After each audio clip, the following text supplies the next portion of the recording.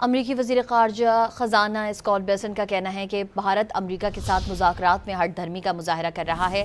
एक इंटरव्यू में Scott Bessent ने कहा कि स्विट्ज़रलैंड और भारत समेत कई ममालिक के साथ तिजारती मुआहदा अभी मुकम्मल होना बाकी है। अमरीकी वज़ीर ख़जाना का कहना था कि उम्मीद है ट्रंप इंतज़ामिया तिजारती मुज़ाकरात अक्टूबर के आखिर तक मुकम्मल कर लेगी।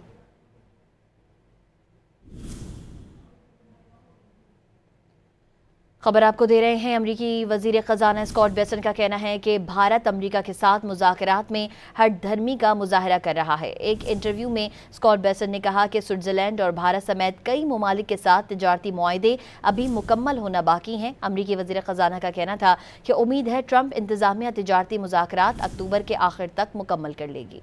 अमरीकी वज़ीर ख़ारजा ख़जाना स्कॉट बेसेंट का कहना है कि भारत अमरीका के साथ मुज़ाकरात में हठधर्मी का मुज़ाहरा कर रहा है। एक इंटरव्यू में स्कॉट बेसेंट ने कहा कि स्विट्ज़रलैंड और भारत समेत कई ममालिक के साथ तिजारती मुआहदा अभी मुकम्मल होना बाकी है। अमरीकी वज़ीर ख़जाना का कहना था कि उम्मीद है ट्रंप इंतज़ामिया तिजारती मुज़ाकरात अक्टूबर के आखिर तक मुकम्मल कर लेगी।